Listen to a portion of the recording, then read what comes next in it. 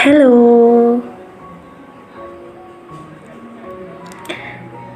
നല്ല സുന്ദരികളായ മീനുകൾ അല്ലേ? അപ്പോൾ ഇന്ന് മീൻകറി റെസിപ്പിയാണ് കേട്ടോ. വറുത്തരച്ച മങ്കടക്കറിയുടെ റെസിപ്പിയാണ് ഇന്ന് പറയുന്നത്. അപ്പോൾ അതാ മങ്കട മീൻ വെട്ടിയെടുത്തിട്ടുണ്ട്. വെട്ടാൻ ഇച്ചിരി പാടാണ്, തൊലി ഉരിച്ചൊക്കെ എടുക്കണം. അപ്പോൾ അതാ 4 പച്ചമുളകും 1/2 കപ്പ് കൊച്ചുള്ളിയും 1 കഷ്ണം വലിയ കഷ്ണം ഇഞ്ചിയും അതുപോലെ തന്നെ കുറച്ച് വെളുത്തുള്ളിയും ചതച്ചെടുത്തിട്ടുണ്ട്.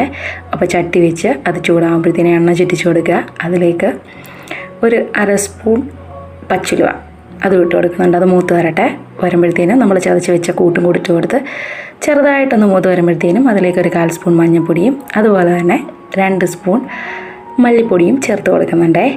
എരി ഇഷ്ടമുള്ളവർക്ക് എരിയുള്ള മുളക് പൊടി ചേർക്കാം. ഞാൻ എരിയില്ലാത്ത 3 സ്പൂൺ മുളക് പൊടിയും 1/2 സ്പൂൺ കുരുമുളക് പൊടിയും ചേർത്ത് കൊടുക്കുന്നുണ്ട്. ആവശ്യത്തിനുള്ള വെള്ളവും പുളിക്ക് ആവശ്യമുള്ള കുടംപുളിയും ചേർത്തിട്ടുണ്ട്. ഉപ്പും ചേർക്കുന്നുണ്ട്.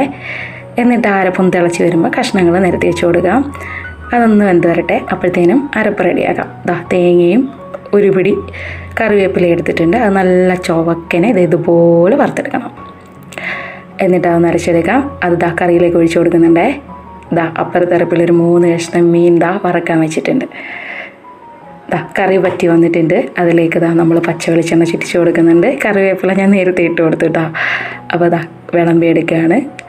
ചോറിൻ്റെ കൂടെ നല്ല വറുത്തരച്ച മീൻകറി നല്ല ടേസ്റ്റാണ് കേട്ടോ. അടിപൊളിയായിരുന്നു. അതുകൊണ്ട് തന്നെ അതും വറുത്ത മീനും മാത്രമേ ഇന്ന് ഉണ്ടാക്കിയിട്ടുണ്ടായിരുന്നുള്ളൂ. അടിപൊളി ടേസ്റ്റായിരുന്നു.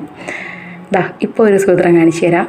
ഇത് 2-3 ദിവസം, 2-3 കുറച്ച് ദിവസമായി ഞാനൊരു വീഡിയോ പോസ്റ്റ് ചെയ്തായിരുന്നു. അതിൽ സെറ്റ് ചെയ്ത് വെച്ച മണി പ്ലാന്റ് ഇപ്പോഴും ഒരു കുഴപ്പമില്ല കേട്ടോ.